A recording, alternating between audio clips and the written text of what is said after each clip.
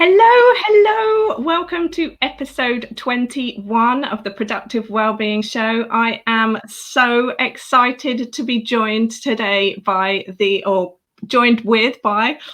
amazing Nicky Christmas from Practically Perfect PA. And today we are talking all about navigating, managing and remaining sane during these really sort of uncertain times. And I'm just checking that we are live on all of the platforms so that we can see your questions as they come through. So Nicky, thank you so much for joining us today. It's so awesome to have you here live from Spain. Thank you for having me. It's always such a joy to talk to you, Abigail, so I appreciate you having me on your show. Amazing. Right, I can see us, I can see the questions. So as you're joining us, let us know where you're joining from. If you're watching on the replay, say replay. If you've got any questions, put them in the questions. We're going to be having a really sort of interactive conversation today, and we would love to hear from you because Nicky is absolutely amazing. Her expertise is beyond. So she is going to be able to sort of give you some information, inspiration, and proof of what's possible during these uncertain times. So Nicky, let's first of all sort of start talking about remote working in lockdown. So remote working. Yeah, so I'm fortunate in the sense that I've been working from home for a long time. So I am used to working from a place where my sofa is very close to me, where my bed is very close to me, and still being able to get work done and not just kind of being distracted by a telly or having a nap. So I am very much used to working from home. I've been doing it now for about 6 or 7 years. What I'm not used to is having my children running around. There are 4 of us currently in the flat at the moment in Barcelona. So there's myself, my partner William, and Brody, who's 5, and Bo, who's 3. And we're all navigating working from home and being in lockdown. So it's not a normal situation, but I do have those skills where I can be quite focused and quite productive while working from home. So I'm quite lucky in that sense. I've kind of been doing the training for a while now. So I would really love you to just share like one tip for us when it comes to remote working, but actually I kind of almost would like you to share 2, because one of them is a sort of something that keeps coming up when I have conversations with people, is how to feel professional and remain professional working from home. So if you could just give us your top tip for remote working, and then maybe sort of what do you do to feel professional with your bed close to you, because these are things that people new to remote working are not necessarily used to finding. Yeah, absolutely. So I would say my first overall tip would be to have some kind of structure and some kind of routine to your day. So for me, I always my time of getting up in the morning is dictated to me by my children. I get up way earlier than I would ever like, but I always get up around about the same time every day. I have breakfast, and then we can come and talk about this later, but me and my other half at the moment are kind of doing shifts with work. So if I've got the morning shift, then I will make sure I'm sat down at my desk at a certain time. I have a cup of tea, the door is closed, earphones in. That would be a huge tip, is to have earphones in so you're not distracted by the noise around you. And then within my routine, I make sure that I have regular breaks. So I'm not just staring at my computer screen for however many hours of the day, because that can be a real problem when you work from home and you haven't got those natural breaks that you would have when you're in the office, maybe to grab tea with a colleague or go into a meeting or anything like that. So I make sure I build in some breaks. And then within those routines, I make sure that I know exactly what I'm doing during the time that I'm working, because you can be so easily distracted, that I always try and make sure I know the 3 tasks that I'm going to get done in that time. And I don't set huge expectations where I'm going to get a whole load of stuff done. I normally focus very much down on what are the 3 things I have to get done this day. So that would be my number 1 tip, is absolutely have a routine. Amazing. And guys, as you're joining us, as I've said, Nicky is an absolute expert when it comes to managing time, juggling a business, managing multiple responsibilities. She also, before she started her business, worked as an assistant, so really understands the pressures that are on the leaders at the moment and how to best support them and to best support yourself. So any questions you've got, just put them in the question box, and if you're watching on the replay, put them in, because we'll also go back and check them. So Nicky, I was listening to a neuroscientist yesterday, and he was basically saying that what is happening right now is our eyes and our brain are kind of in a place where they've never been before, insofar as we would usually be able to go out, to wander around, to look at panoramic views, to see things farther, to see things closer. And our eyes are just looking at screens. So it's great if we're having a family, maybe Zoom catch up or something like that, but we're looking at a screen, and then we're on our phone and we're looking at a screen, and we're at our computer and we're looking at a screen, and we sit down to chill out, we're watching a TV and we're looking at a screen. How are you kind of getting around? And especially you're in Barcelona, you were just telling me that you've been in lockdown, not even allowed to leave your place for any walks or anything. So how are you getting around this whole view? Have you got good views that you can look at out of your window? No, no, unfortunately not. I'm really in the middle of the city, so our view is of a building opposite of a closed office. Actually, it's quite nice what you end up like. You know, what becomes a positive is the fact the office has been closed for a month now, so there's nobody looking in onto the flat, and that becomes a huge positive. But I absolutely get that. It is so hard to just look at anything else. Yeah, and actually the screen time of everybody in our house has gone up a huge amount. It scares me. So I think for me, when I was talking to you about having breaks, one of the things I try and do on a regular basis, we are lucky we do have a balcony. So I always try and make sure I go out there and just get some fresh air and just spend 5 minutes. There is nothing to look at because there's nobody outside, but it's nice just to get a bit of fresh air and make sure that there is, you're just looking at something other than a screen. And one of the other things that we've been doing, which has been working really well, is myself and William, my other half, have a coffee break together every day at 10:30. So we put our chairs out on the balcony and we sit outside and we kind of pretend that we're in a coffee, sitting outside having a coffee together, which was something we used to love doing when before all of this happened. So I do that every day as well. Yeah, I love that. And I know I think it's so helpful that we all sort of share our crazy little things that we're doing, because they're not actually crazy, and it might inspire somebody else to kind of go, oh, maybe I'll turn the chair around in my front room and pretend I'm in the coffee shop. Put some sort of chattering background noise on. All the things that used to annoy us, like, gosh, could those people just be more quiet? Now we're like, okay, what can we do to make it sound noisy? I know. You just get, the noise from the neighbours that used to be a problem. And now it's the sound of another voice. It's not, not the one I've been hearing all day. Yeah. All the ones in my head. Sorry, that's for another show. So next question then. Let's sort of talk about what happened to you, like overnight. You're used to remote working, and suddenly now you're a teacher homeschooling. Oh my God. So the first thing I want to say, if anybody is in the same position as me, and it's something I've been telling myself constantly, is that I am not trained for this. I'm not a teacher. I have no interest in being a teacher.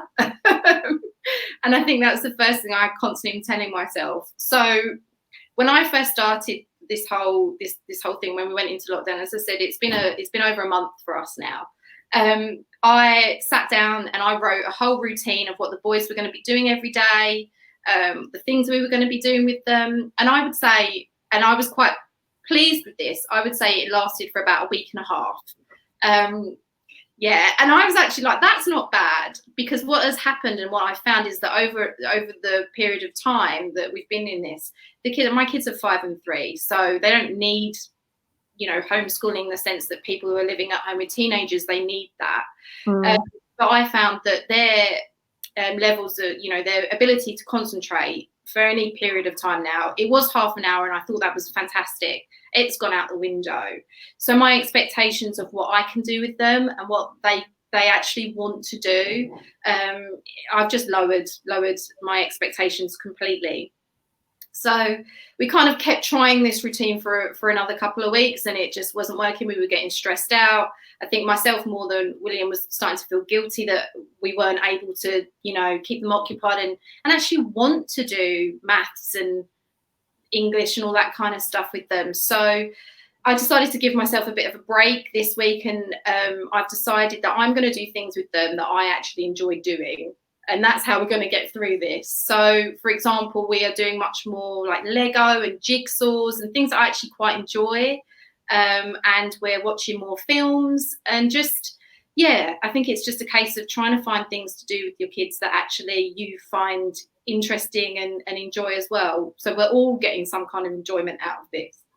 And isn't it funny? What is that quote that we overestimate what we can achieve in a year, but underestimate what we can achieve in a month or a week? And in essence, everything can be applied to everything, because how we do one thing is how we do everything, right? But we create these picture perfect routine, and reality is, and it's amazing that you've been able to be adaptable. And I think that that's such a great share and such a great takeaway for people, that sometimes the rules can just be too constricting. We're in unprecedented circumstances. There really are no rules other than stay at home, don't kill your family, and try not to burn your house down.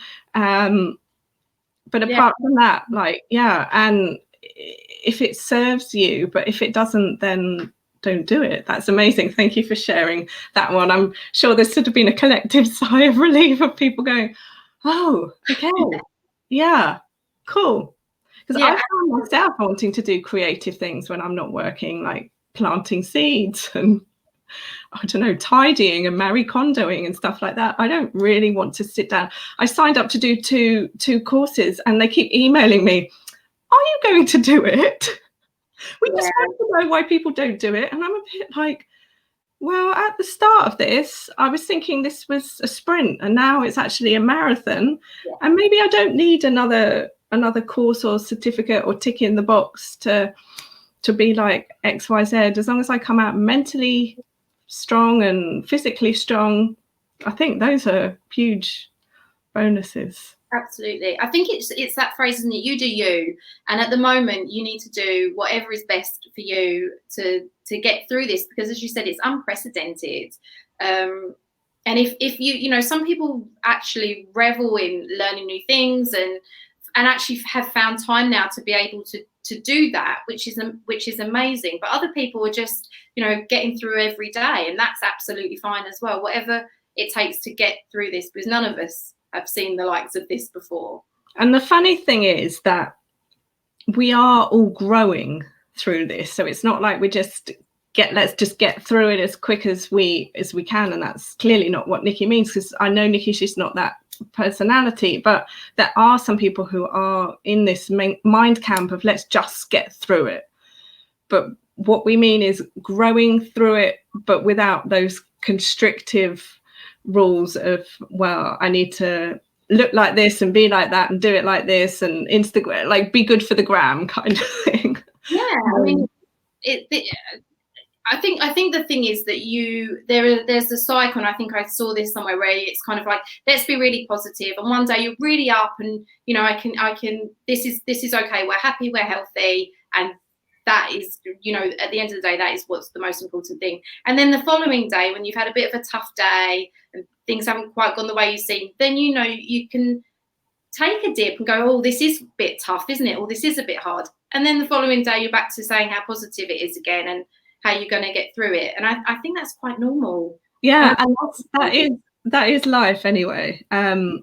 William is cracking me up. He's actually on the chat and he said, don't try to make a cheesecake in a slow cooker. Is that one of your phrases? Oh dear, yeah, no, I did try to make a cheesecake for the kids yesterday. It didn't go well.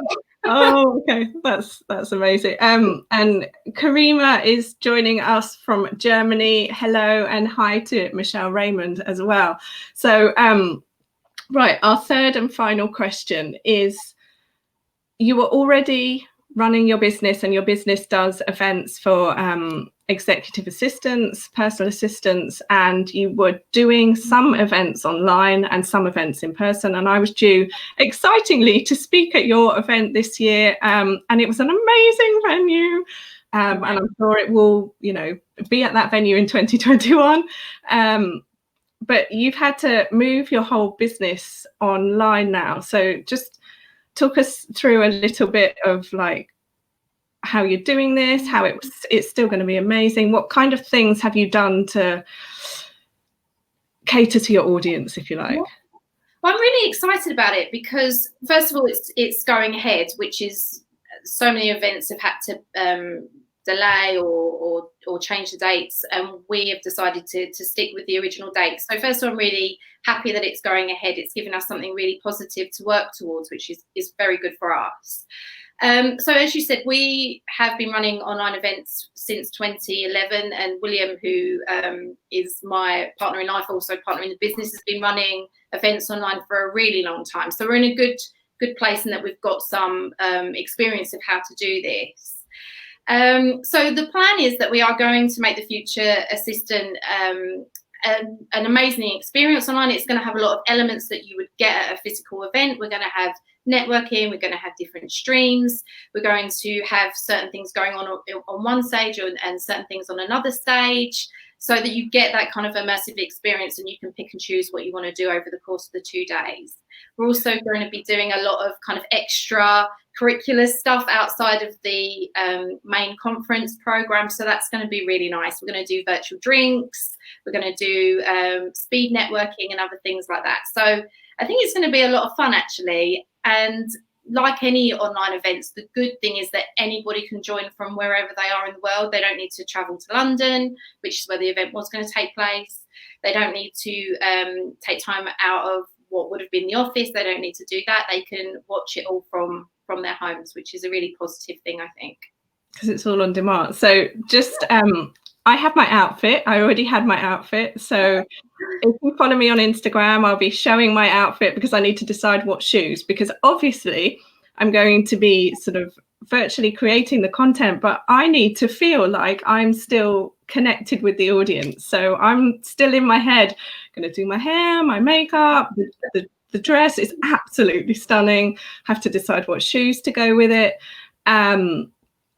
Nicky and I were sort of talking before we came on about I would like to sort of do some giveaways to people, so it still feels interactive, like we would be in the venue and we're all connected, because I think that's the sort of the thing about how we can do it. And you are so good with your events at creating that kind of experience. And I remember I've done them before, and the interaction that everybody had in the chat and the questions that were coming up is absolutely amazing. And so if you are feeling disconnected and like you would like to sort of keep up to speed with your skills and stuff, I highly recommend that you check out their event. And when is this event now? So it's the 6th and 7th of May.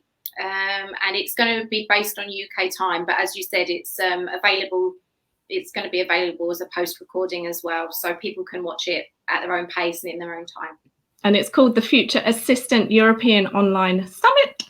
And so excitingly, Nicky has given me a code to be able to give you 20% discount off of your ticket. So after this, I'll put the code into the comments and you'll be able to grab yourself a discounted ticket.